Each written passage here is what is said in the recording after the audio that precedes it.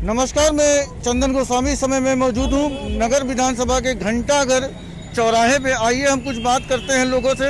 हमारे खास प्रोग्राम जो वोटर बताएगा किसको जिताएगा के प्रोग्राम के जरिए कुछ लोगों से हम जनता से बात करेंगे कि आने वाले विधानसभा चुनाव के लिए वो अपना मत किस पार्टी को देंगे और किससे वो ज़्यादा खुश हैं और किससे वो ज़्यादा नाखुश हैं। जी, आपका नाम? मोहम्मद असलम। मोहम्मद असलम जी, ये बताइए कि आप आगामी चुनाव को लेकर किसको वोट देंगे अपना? हम भाई भाजपा में देंगे। भाजपा को क्यों? क्यों भैया, सरकार हमको गल्ला दे रही है, चावल दे रही है, सब तो दे रही है। अब क्या चाहिए? अब तेलों मिला, चना मिला, सबका साथ नमक मिला, सब मिलेगा भैया। सरकार अब अच्छा चलावे, कुछ महंगाई के कम कर दे, बस यही बात। क्या अखिलेश जी के सरकार में आपको इन सब चीजों से वंचित किया गया था? ये कांग्रेस के सरकार के बताओ तो आज तक कभी नहीं मिला। अखिलेश के छोड़ी दो, कांग्रेस के जमाने से गल्ला कभी नहीं मिला फ्री में। क्या भाई? जी, आपका नाम? कमलेश कुमार दुबे। दुबे जी, आपका मत किसको जाएगा आगामी विधानसभा चुनाव को लेकर? Only for BJP. क्यों? योगी द बेस्ट सीएम सो फार। सबसे बढ़िया सीएम अब तक वही है। उनका काम सब एकदम ए ग्रेड पे चल रहा है। क्या क्या काम उन्होंने किया? जैसे करप्शन नहीं है, गुंडागर्दी नहीं है, और समाज में रोड वोड सब बनी रहा है, पूरा देश जान रहा है, सारे एक्सप्रेस वे। लेकिन समाजवादी तो कह रही है कि जितना भी काम हम लोगों ने किया है उसका फीता ये लोग काट रहे हैं। ये सबसे ज्यादा झूठ समाजवादी है। करके गए होते 5 साल वो भी तो शासन में थे, इनको क्यों करना पड़ रहा है? कर गए हो तो फिर आते अच्छा काम किए होते तो रिपीट किए होते। अब कभी नहीं आएंगे। इनका समाजवादी पार्टी का समूल विनाश होगा इस इलेक्शन में। वो अपने घर वालों तो रोक ही नहीं पा रहे हैं। अपर्णा यादव भी आ गई, मुलायम सिंह की बहू, जग जाहिर है। देन क्या बचा? तो आने वाले समय में आपका मत विधानसभा चुनाव में बीजेपी को जाएगा? पक्का है? पक्का है। यहाँ सारे लोग बीजेपी को देंगे। सभी लोग बीजेपी को देंगे। आपका नाम? आशीष मिश्रा। आशीष जी, आप भी बीजेपी को ही वोट देंगे? जी, बीजेपी को देंगे। किस मुद्दे पे आप बीजेपी को वोट देंगे? समस्त मुद्दा बीजेपी की तरफ है। जो भी काम हो रहा है बीजेपी के राज में हो रहा है और आगे भी बीजेपी के राज में ही काम होगा। न यहाँ करप्शन है, न चोरी है, न बेईमानी है, छिनैती भी नहीं है, डकैती भी नहीं है। खुलेआम टहलते हैं हम लोग, आपस में रहते हैं सब हम लोग। तो ये महंगाई का मुद्दा बार बार अन्य पार्टियां बोलती हैं, उस पर आप कुछ? समय के हिसाब से सब महंगाई बढ़ता है। पहले हमारे पिताजी 200 रुपये में खेत दिखाते थे, आज 2 लाख में लिख रहा है। तो समय के हिसाब से सब चलता है। जब समय बदलेगा महंगाई बदलेगी। जी, आपका नाम? धरणीधर। धरणीधरन जी, आपका मत किस पार्टी को जाएगा? बीजेपी। क्यों? अरे भाई, बीजेपी हर चीज कर रही है, रोड से लेकर गांव से लेकर पुल से लेकर सारा व्यवस्था बीजेपी दे। लेकिन जो पुल की बात कर रहे हैं वो तो अखिलेश जी कह रहे हैं पुल हमने बनवाया है, उसका फीता सब। अरे फीता काटने से नहीं होता। फीता बीजेपी वाले जबरी थोड़ी काटे, काम कराए तब काटेंगे। काम नहीं हुआ, काम जो कराएगा वही फीता काटेगा। जे काम करे उन्हें फीता काटे। कागज पे तो हम लिख देंगे, सारा काम हम कर दिए। महंगाई का मुद्दा जो अन्य पार्टियां उठाती है, क्या महंगाई है? गरीब खा लेता है, अनाज मिल जाता ना। महंगाई है या नहीं है? महंगाई तो कौने शासन में नहीं रही। समय बदलेगा, महंगाई बदलेगा। महंगाई तो हर शासन में बा। महंगाई तो कांग्रेस रहा तो लड़की जुनहरी लिया होता रहा, खिया रहा। महंगाई तो कौने शासन में? हर पंचवर्षीय में 12 से 15% महंगाई बढ़ा था। जी, आपका नाम? जी, हमारा शुभ नाम पीयूष कसेरा है। मैं कसरट्टी का निवासी हूँ, कसरट्टी व्यापारी लड़का हूँ।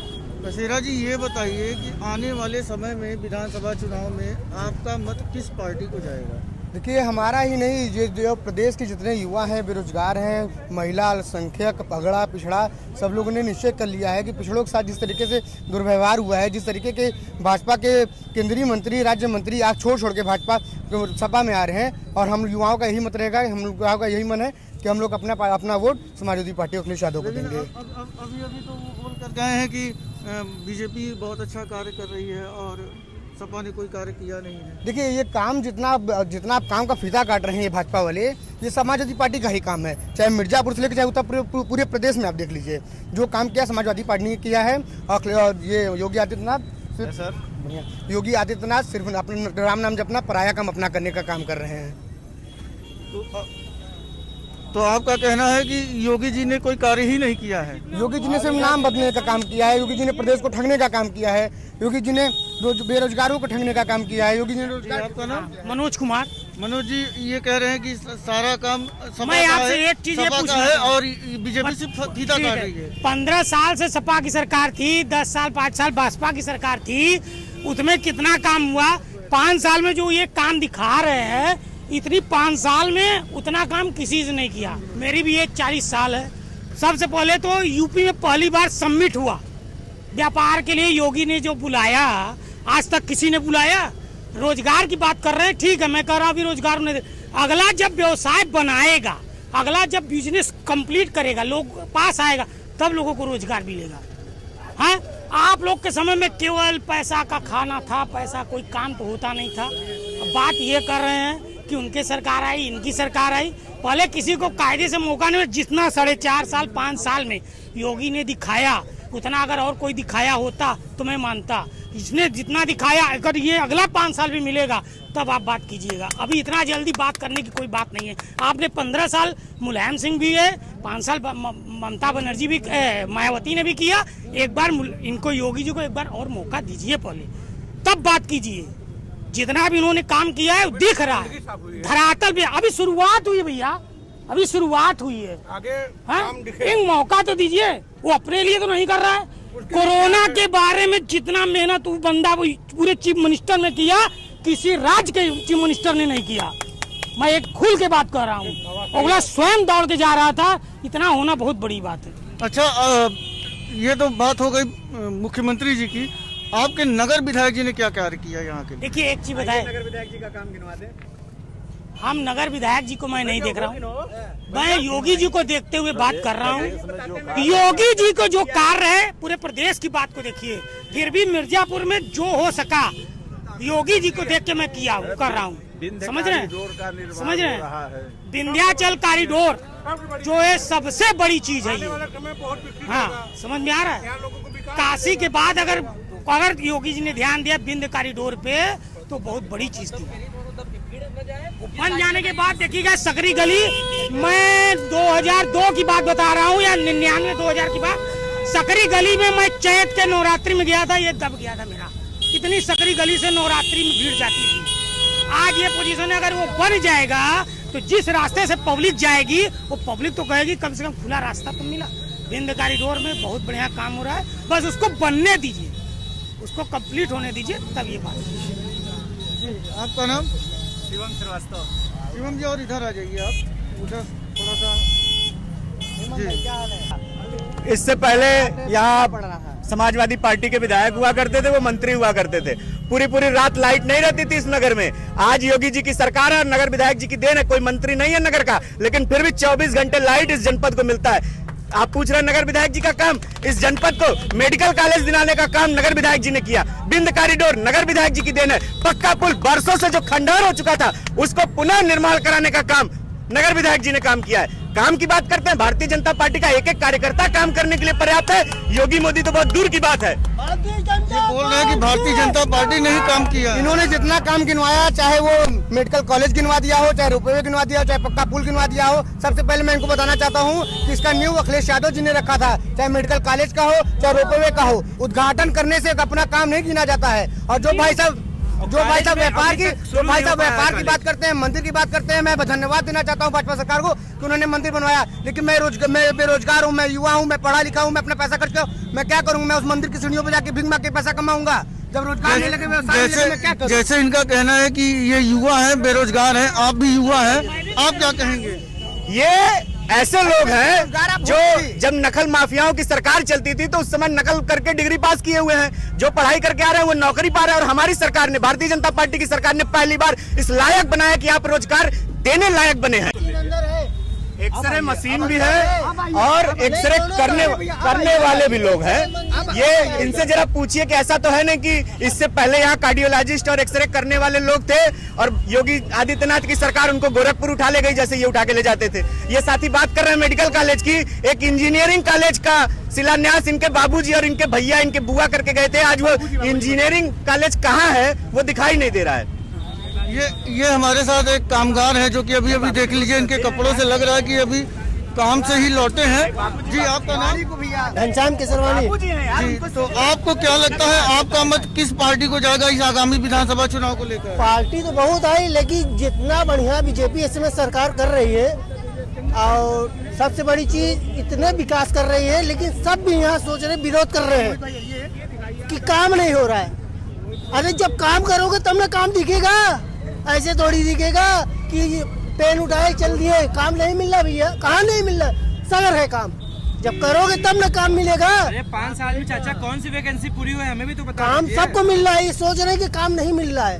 शाम सबको मिल रहा है, सबका पेट पर्दा नहीं चल रहा। आप भी काम कर रहे हैं, क्यों मीडिया आप काम मांग लिए? तो हमें काम कर रहे हैं ना, आपका काम जो है वो कर रही है, हमारा काम है जो हम कर रहे हैं। चाहते हैं जो रोजगार युवा पंचर बनाए, ये चाहते हैं युवा पकौड़ी लगाए, युवा पकौड़ी का ठेला लगाए। ये रोजगार को यही समझना चाहते हैं, ये नहीं चाहते कोई पढ़े, कोई वैज्ञानिक बने।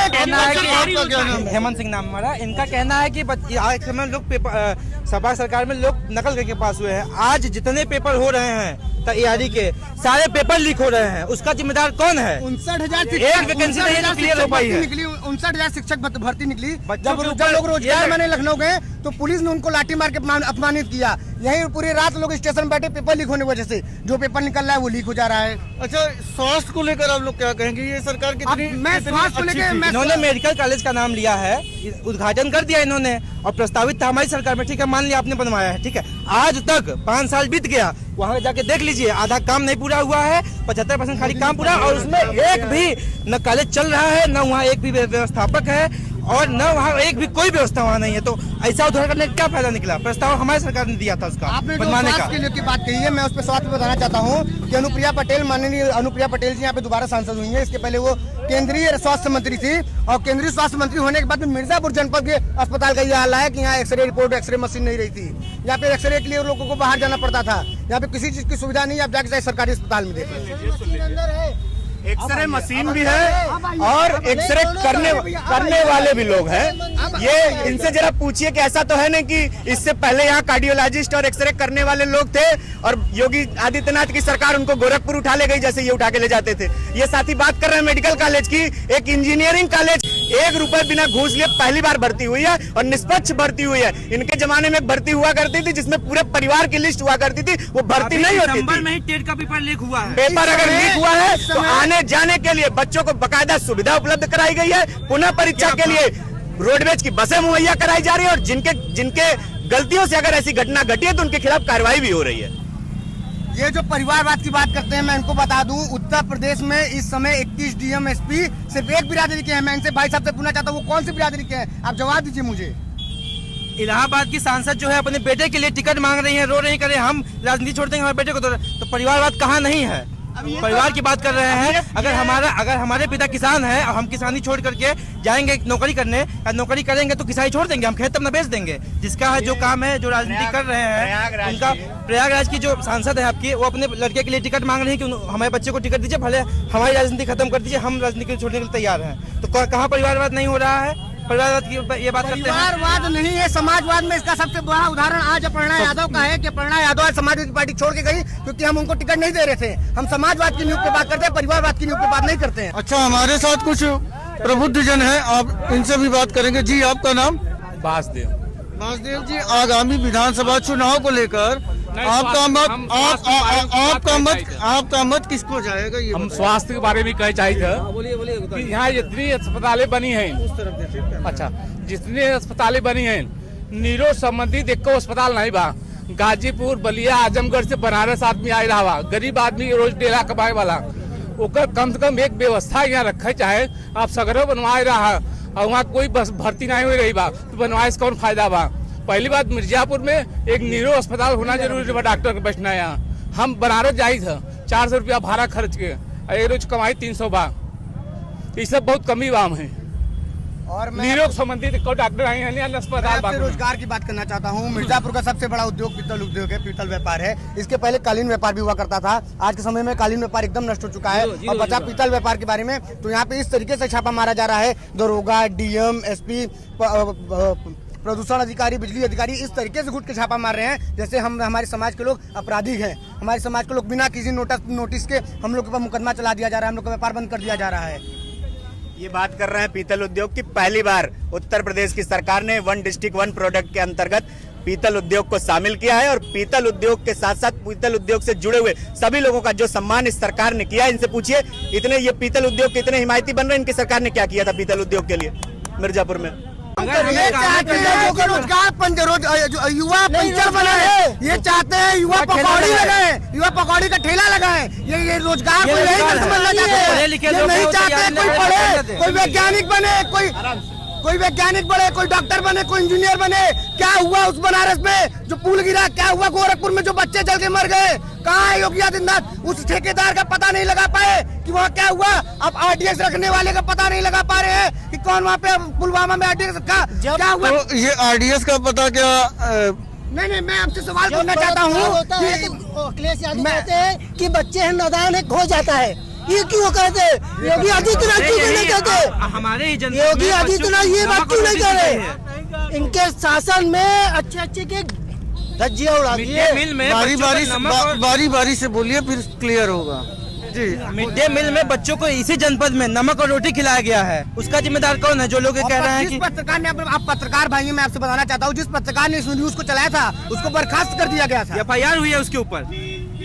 अगर कहीं इस प्रकार की घटना हुई है तो निष्पक्ष रूप से उसके ऊपर कार्रवाई हुई है। और ये कह रहे हैं भर्तियों की बात, जरा आपको याद होगा इस पूरे प्रदेश के अंदर पहली बार टीजीटी और पीजीटी की 1 रुपए बिना घूस लिए पहली बार भर्ती हुई है और निष्पक्ष भर्ती हुई है। इनके जमाने में भर्ती हुआ करती थी जिसमें पूरे परिवार की लिस्ट हुआ करती थी, वो भर्ती नहीं होती थी। में ही टेट का पेपर लीक हुआ है। पेपर अगर लीक हुआ है तो आने जाने के लिए बच्चों को बकायदा सुविधा उपलब्ध कराई गई है। पुनः परीक्षा के लिए रोडवेज की बसें मुहैया कराई जा रही है।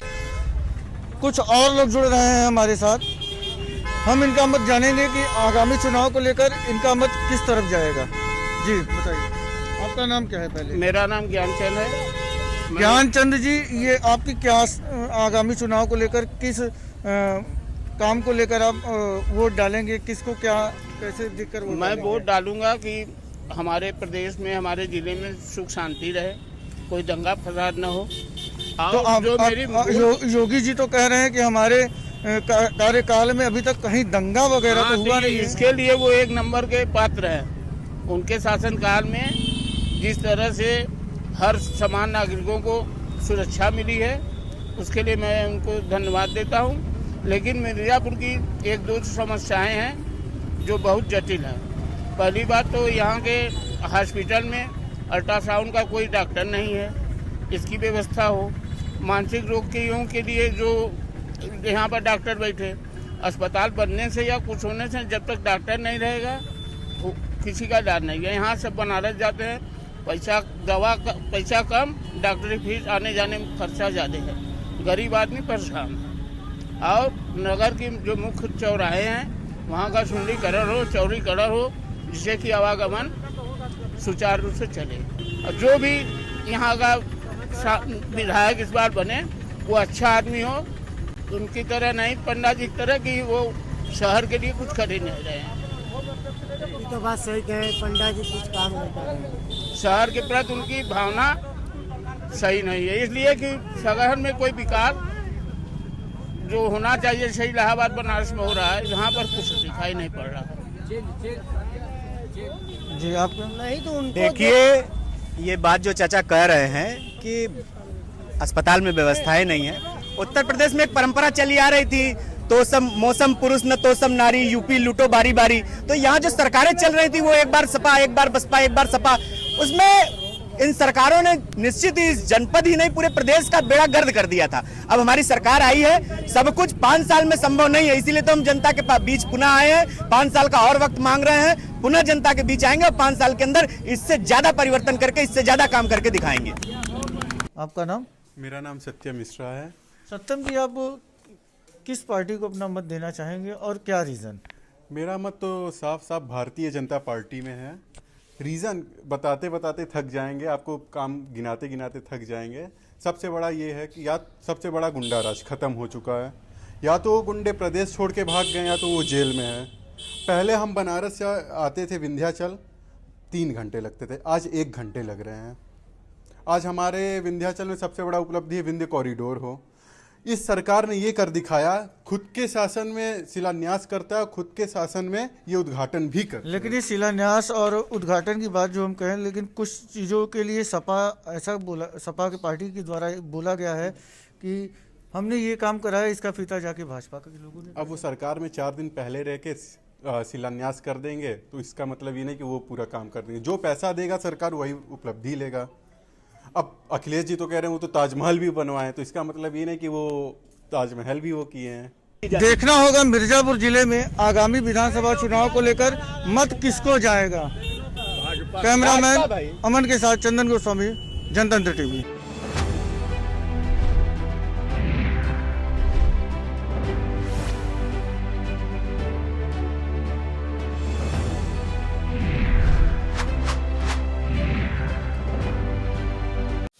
खबरों के निष्पक्ष विश्लेषण के लिए सब्सक्राइब करें Jantantra TV and press the bell icon. Never miss any update.